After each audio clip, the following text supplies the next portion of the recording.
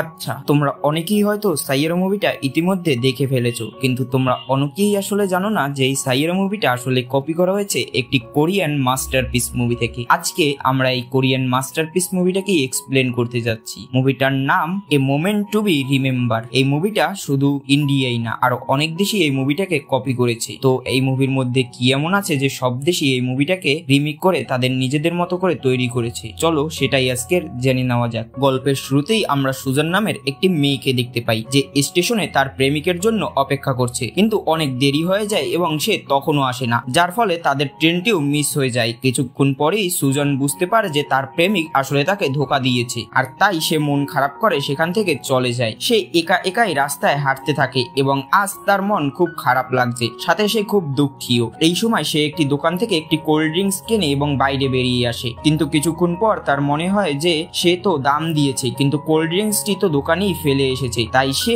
আবার ফিরে যায় এবং তখনই গেটে ধাক্কা লাগে এক অদ্ভুত দেখতে মানুষের সাথে, যার সাথে ছিল সেই ক্যানটি যা সে কিনেছিল। প্রথমে সে ভেতরে দেখে যে কাউন্টারে কেউ নেই, আর না তার কোল্ড ড্রিঙ্কসটি সেখানে রাখা আছে। তাই তার মনে হয় ওই লোকটি তার কোল্ড ড্রিঙ্কসটি নিয়ে এসেছে, আর তাই সে সেই ক্যানটি খেয়ে নেয় এবং সেখান থেকে চলে যায়। লোকটি কেবল তাকে দেখতেই থাকে কিন্তু কিছু বলে না। এরপর সে বাসে ওঠে এবং তার মনে পড়ে মানিব্যাগটি সে সেখানেই ভুলে এসেছে। তাই আবার সে সেই দোকানে যায়। ক্যাশিয়ার তাকে দেখে বলে যে আপনি মানিব্যাগটি এখানেই ভুলে গিয়েছেন, এবং সেই দোকানদার তাকে সেই ক্যানটিও দেয় যা সে আগে ফেলে রেখে গিয়েছিল। তারপর সুজন বুঝতে পারে যে একটু আগে যে ছেলেটির সে কোল্ড ড্রিঙ্কসটি খেয়েছিল আসলে সেটা তারই ছিল। তাই সে বাইরে বেরিয়ে তাকে অনেক খোঁজার চেষ্টা করে, কিন্তু সে ততক্ষণে চলে গেছে। এখন সে নিজের বাড়িতে ফিরে আসে এবং সকাল হতেই আমরা তার পুরো পরিবারকে দেখি যারা একসাথে ব্রেকফাস্ট করছে, কিন্তু কেউ সুজানকে কিছু বলছে না। এরপর সে তার বাবার কনস্ট্রাকশন সাইটে যায়, কিন্তু বাইরে বের হয় না কারণ সেখানে প্রচুর ধুলা উড়ছিল।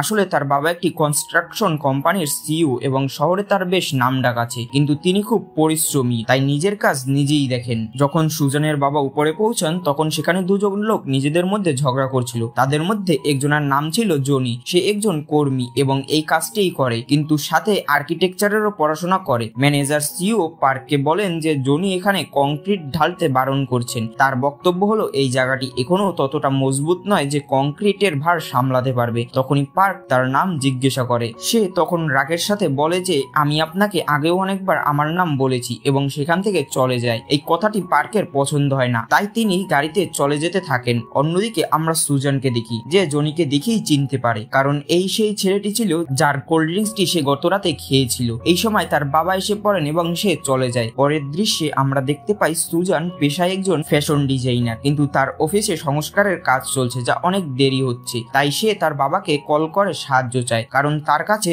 আর অন্য কোনো উপায় নেই। এখন তার বাবা তার কথা মেনে নেন এবং বলেন যে তিনি একজন লোককে তার কাছে পাঠাচ্ছেন, তবে তিনি তাকে বলে দেন যে তুমি তার সাথে বেশি কথা বলবে না কারণ সে খুব বদমেজাজি। কিছুক্ষণ পর তাদের পাঠানো লোকটি অফিসে আসে, যে আর কেউ নয় বরং সেই জনিই ছিল। তাকে দেখে সুজান নিজেকে লুকিয়ে রাখার চেষ্টা করে, কিন্তু সে তাকে লক্ষ্যই করেনি, হয়তো সে চিনতে পারেনি। এরপর সে তার কাজে লেগে যায় এবং দেওয়ালগুলি পরীক্ষা করতে থাকে। এর মাঝে আমরা সুজানকে কোল্ড ড্রিঙ্কসটি খেতে দেখি। ঠিক তখনই সেখানে জনি আসে এবং হুবাহু একই কায়দায় তার হাত থেকে কোল্ড ড্রিঙ্কসটি নিয়ে নেয় যেমনটি গত রাতে সুজান নিয়েছিল, এবং তারই সামনে সেই কোল্ড ড্রিঙ্কসটি খেয়ে ফেলে, কিন্তু সে কিছু বলে না। এরপর সব কাজ শেষ হওয়ার পর সব স্টাফরা বাড়ি যেতে থাকে। তখনই একটি চোর এসে তার পার্স ছিনিয়ে নিয়ে পালাতে শুরু করে। জনি এই দৃশ্য দেখে ফেলে এবং তার গাড়ির গেটটি খুলে দেয়, যার ফলে চোরটি সেখানেই পড়ে যায় এবং ধরা পড়ে। এরপর সে তাকে তার পার্সটি ফিরিয়ে দেয়। এখন সুজান তাকে ধন্যবাদ জানায়, কিন্তু সে কোনো জবাব দেয় না। তবে আজ তার গাড়ি আসেনি, তাই সে তাকে বাড়ি পর্যন্ত লিফট দিতে রাজি হয়ে যায়, কিন্তু তার গাড়িটি ছিল খুবই পুরনো এবং ভাঙাচোরা। তবুও সুজানের এমন মনে হয়নি। সুজানের তার বাড়ি পর্যন্ত যাত্রা খুবই ভালো কাটে। নামার সময় সে গতকালের জন্য দুঃখিত বলে, কিন্তু প্রতিবারের মতনই সে তাকে এড়িয়ে যায়। কিন্তু সেই দিনের পর থেকেই আমরা দেখতে পাই সুজানের মনে জনির প্রতি অনুভূতি জন্ম নিতে শুরু করে। সে অনেকদিন ধরে তার অফিসে তার জন্য অপেক্ষা করে, কিন্তু সে আসে না। তাই সে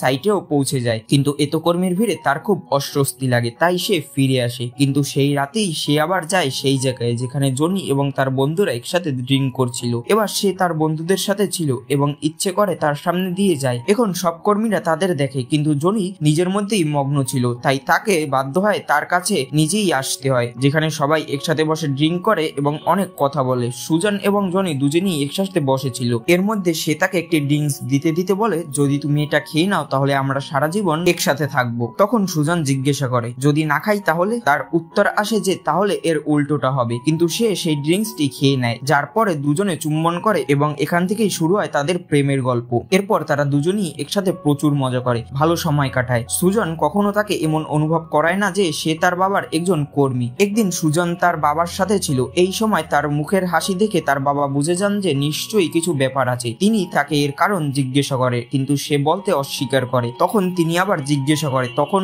সুজন জানায় যে সে একজন আর্কিটেক্টকে ভালোবাসে। এটা শুনে তার বাবা বলে যে এটা তো ভালো কথা, তাহলে কবে দেখা করাচ্ছ? সুজন হাসতে শুরু করে এবং লাজুক হয়ে যায়। এরপর যখন সে জনির সাথে দেখা করে এবং জানায় যে তার বাবা তার সাথে দেখা করতে চান, কিন্তু জনি তার সাথে দেখা করতে অস্বীকার করে দেয়, কারণ সে জানে এই মিটিং এর কোনো উদ্দেশ্য নেই। তাই সে নিজেকে অপমানিত হওয়ার হাত থেকে বাঁচতে আগেই মানা করে দেয় আর বলে যে তুমি একজন রাজকুমারী, তোমার বাবার এত কিছু আছে, আমার তো নিজের বাড়িও নেই। হ্যাঁ, আমি তোমাকে খুব ভালোবাসি, কিন্তু কেউই আমাদের মেনে নেবে না। সুজন তাকে অনেক বোঝানোর চেষ্টা করে, কিন্তু জনি তার কথায় পাত্তা দেয় না। সে জানে যে এইসব সিনেমায় হয়, বাস্তব জীবনে হয় না। তাই সে আবার মানা করে দেয় এবং সেখান থেকে চলে যায়, কিন্তু তবুও সুজন হার মানে না। যখনই তার সাথে দেখা করে তখনই সে কথা বলার চেষ্টা করে এবং একদিন জনির একটি ইন্টারভিউ হয়। সে তার নিজের হাতে একটি ব্লেজার ডিজাইন করে যায়, যা পরে সে টেস্ট দিতে যায়। যখন বাইরে আসে তখন দেখে যে সুজন তার জন্য সেখানেই অপেক্ষা করছে। এরপর দুজনে ডিনারের জন্য যায়। সেখানে হঠাৎ করে সুজনের পরিবার চলে আসে। তাদের দেখে সে অবাক হয়ে যায় এবং জিজ্ঞাসা করে আপনারা এখানে কিভাবে? তখন তার বাবা বলে যে আরে তুমিই তো আমাদেরকে ডেকেছো। আসলে এটি সুজনের একটি প্ল্যান ছিল, যা জনি জানতো না। জনিও চুপচাপ বসে থাকে। এর মধ্যেই সুজনের একটু শরীর খারাপ হলে সে বাইরে যায় একটু সতেজ হাওয়া খাওয়ার জন্য। এই সময় মিস্টার পার্ক জনিকে বলে যে আমি তোমাকে চিনতে পেরেছি, তবে কোনো ব্যাপার না, তুমি এটা বলো যে তোমাদের পরিবারে কতজন লোক আছে? জনি জানায় যে সে অনাথ এবং তার কেউই নেই। তিনি দ্বিতীয় প্রশ্ন করেন তোমার কি নিজের বাড়ি আছে? এর জবাবে সে বলে না, তার নিজের কোনো বাড়ি নেই। এটা শুনে পার্ক তাকে অনেক কথা শোনান এবং বলেন যে পরের বার যখন কোনো মেয়েকে ভালোবাসবে তখন তার ক্লাস দেখে নেবে। প্রথমে তো তিনি তাকে তার চাকরি থেকে বের করে দেন, কিন্তু জনি মনের দিক থেকে খুবই ভালো ছিল। তাই সে তাদের সবার কাছে ক্ষমা চায় এবং প্রতিশ্রুতি দেয় যে ভবিষ্যতে সে আর কখনো তার মেয়ের সাথে দেখা করবে না। এই সময় আমরা সুজনের চিৎকার শুনতে পাই। তার বোন দৌড়ে বাইরে যায়, তখন জানতে পারে যে সে জ্ঞান হারিয়ে পড়ে আছে। এটা দেখে জনি সাথে সাথে তাকে নিয়ে হাসপাতালে পৌঁছায়, যেখানে ডাক্তাররা জানায় যে অতিরিক্ত মানসিক চাপের কারণে এমন হয়েছে।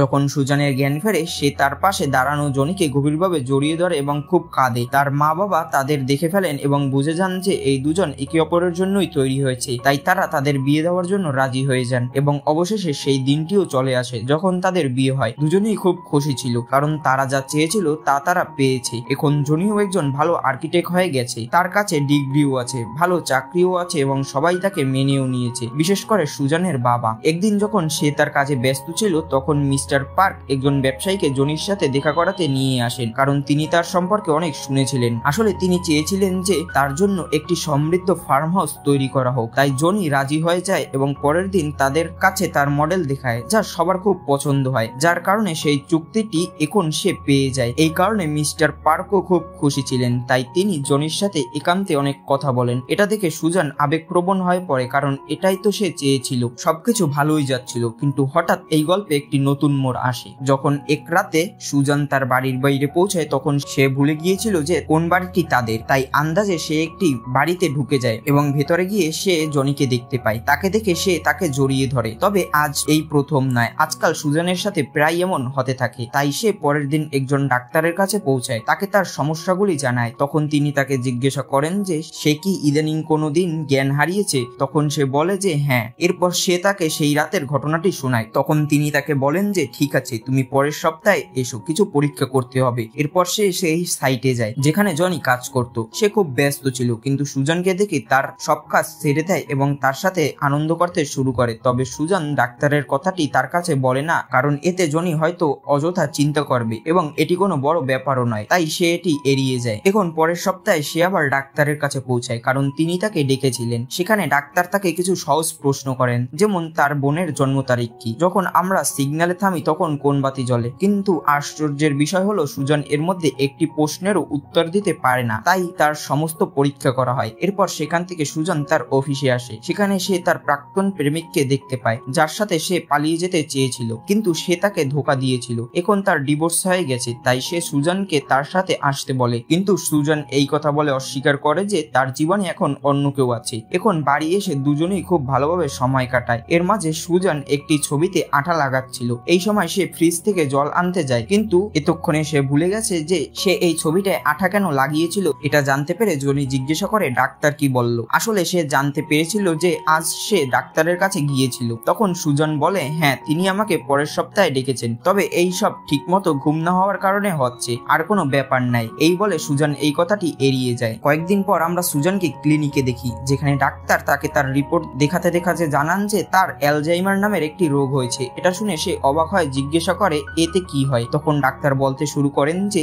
এতে আসলে মানুষ ধীরে ধীরে তার অতীত, তার বর্তমান এবং তার ভবিষ্যৎ সবকিছু ভুলতে শুরু করে। কিছু বছরের মধ্যেই সে তার প্রিয়জনদের, তার পরিবারের সদস্যদের, তার বন্ধুদের, এমনকি নিজেকেও ভুলে যায়। আর এটাকেই অ্যালজাইমার বলে। সুজান হাসতে হাসতে বলে যে ডাক্তার, আমার তো মাত্র 27 বছর, এখন এইসব কিভাবে হলো। তিনি বলেন যে এই রোগের কোনো বয়স হয় না, এটা যে কোনো বয়সেই হতে পারে। তখন সুজান ক্লিনিক থেকে বাইরে বেরিয়ে আসে। যখন সুজান ক্লিনিক থেকে বাইরে বেরিয়ে আসে তখন সে খুব কাঁদে। এই তো সবকিছু ঠিকঠাক চলছিল তার জীবনে, আর এখন এত বড় বিপদ কিভাবে হলো, আর সে নিজেকে এবং জনিকেই বা কিভাবে সামলাবে। তাই বাড়ি গিয়ে সে জনিকে এই বিষয়ে কিছু জানায় না, শুধু তাকে এতটুকু বলে যে এখন থেকে তার চাকরিটা সে ছেড়ে দিতে চায়, কারণ অফিসে তার মন ভালো লাগছে না। জনির এতে কোনো সমস্যা ছিল না, তাই সে হ্যাঁ বলে দেয়। যার পরের দিন সে বাড়িতে থেকেই সব কাজ করে, কিন্তু দিন দিন এখন তার শারীরিক অবস্থা আরো খারাপ হতে শুরু করে। কখনো কখনো তো সে সাধারণ জিনিসও ভুলে যায়, যেমন একবার সে জনির দুটি টিফিনেই ভাত দিয়েছিল। এটা দেখে সেও অবাক হয়। তাই সে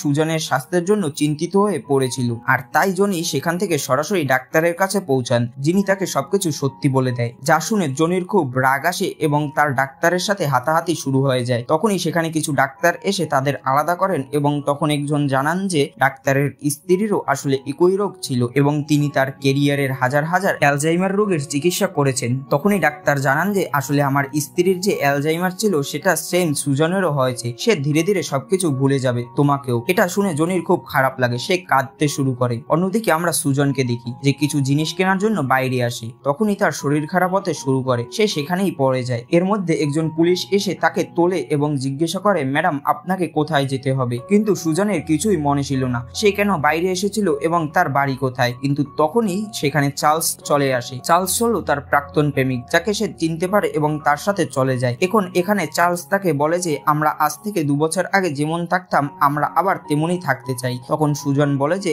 আমরা তো 2 বছর আগে দেখাই করিনি। আসলে সে তার সাথে কাটানো সবকিছু ভুলে গেছে, কিন্তু তারও মনে হয় যে তারা দুজনে সম্পর্কে আছে। হঠাৎ করে সুজনের মনে পড়ে যে তার স্বামী তো জনি এবং এই লোকটি তার জীবনে কোনো গুরুত্ব রাখে না, তাই সে সেখান থেকে দ্রুত ট্যাক্সি নিয়ে চলে যায়। অন্যদিকে জনি বারবার সুজনকে কল করে এবং তার ফোন অন্য কেউ তোলে, যে বলে যে সে এই ফোনটি রাস্তায় পেয়েছে। তখনই জনি দৌড়ে বাড়ি যায়। তখন সুজন সেখানে উপস্থিত ছিল, কিন্তু তার চোখে জল ছিল, কারণ সে জানতো যে এখন তারা দুজন শীঘ্রই আলাদা হতে চলেছে। সে তাকে বলে যে আমি কিছুদিনের মধ্যেই তোমাকে ভুলে যাব, আমাদের ভালোবাসা শেষ হয়ে যাবে, তাই তুমি আমার জীবন থেকে চলে যাও, এটাই তোমার জন্য ভালো হবে। কিন্তু জনি বলে যে হ্যাঁ আমি জানি তুমি সবকিছু ভুলে যাবে, কিন্তু আমি সবকিছু মনে রাখবো এবং আমরা প্রতিদিনই নতুন করে শুরু করব। এই বলে দুজন গভীরভাবে জড়িয়ে ধরে এবং খুব কাঁদে, কারণ তারাও জানে যে কিছুদিনের মধ্যেই তাদের সবকিছু বদলে যাবে। কিন্তু জনি এত সহজে হার মানার পাত্র নয়। সে তো সারা বাড়িতে নোট লাগিয়ে দিয়েছে যাতে সুজনের কোনো জিনিস খুঁজতে কখনো অসুবিধা না হয়। এমনকি সে তার আইডি কার্ডও বানিয়ে দিয়েছে যাতে তার মনে থাকে যে সে কে। কিন্তু সুজন বলে যে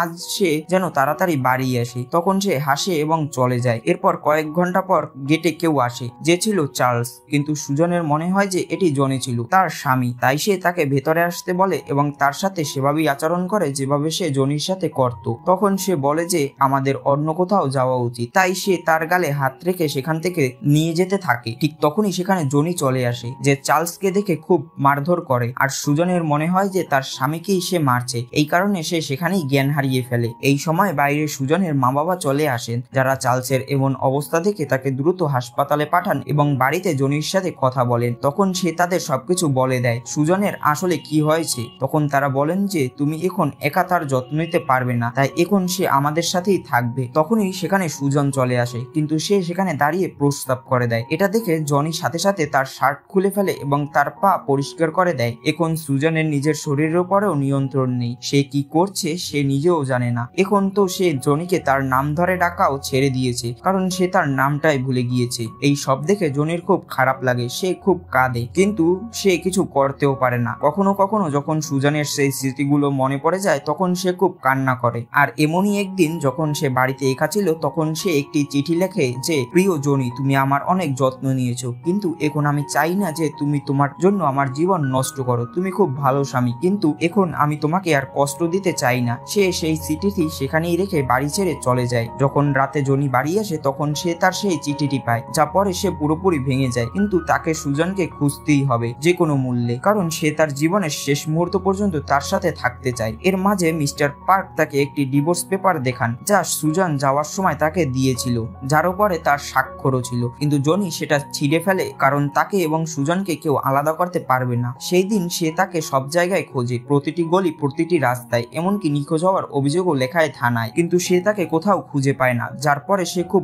একা হয়ে যায়। প্রতিদিনই সে খুব তাকে মিস করতে থাকে। এরপর অনেকদিন কেটে যায়। তার কাছে একটি চিঠি আসে, যা ছিল সুজানের, যাতে সে লিখেছে যে, আজ অনেকদিন পর আমার তোমাকে মনে পড়লো, তাই ভাবলাম যে তোমাকে এটা জানিয়ে দেই। এটা পরে জনি খুব কান্না করে, কিন্তু তখনই সে সেই চিঠিটিতে লেখা ঠিকানাটি দেখতে পায়, যেখান থেকে এটি পোস্ট করা হয়েছে। সে দ্রুত গাড়ি নিয়ে বেরিয়ে পড়ে এবং দেখে যে সেটি একটি হাসপাতাল, যেখানে একজন নার্স তাকে ভেতরে নিয়ে যায় এবং সুজানের সম্পর্কে জানায়। সে অনেক বেশি জিনিস ভুলতে শুরু করেছে। কখনো কখনো তো তার মনেই থাকে না যে সে কাপড় পরেছে কিনা। এর মাঝে জনি তার রুমে নিজের এবং সুজানের লাগানো ছবিগুলি দেখে। তখন নার্স জানায় যে সে সব ছিঁড়ে ফেলেছে, কিন্তু এটিকেই বাঁচিয়ে রেখেছে। এরপর তারা দুজনে আবার দেখা করে, যেখানে জনি জানতে পারে যে সে তার স্কেচ তৈরি করার চেষ্টা করছে, কিন্তু তৈরি করতে পারছে না। এর মাঝে জনি তাকে বলে যে, তোমার সাথে দেখা করে ভালো লাগলো। তখন সে জিজ্ঞাসা করে যে, আমি কি আপনাকে চিনি? যা শুনে জনির চোখে জল চলে আসে, যা লুকানোর জন্য সে চশমা পরে নেয়, কিন্তু তার খুব খারাপ লাগে। তবে যেতে যেতে সে নার্সকে বলে যে, আমি কাল আপনাকে একটি জায়গায় আসতে বলবো, সেখানে আপনি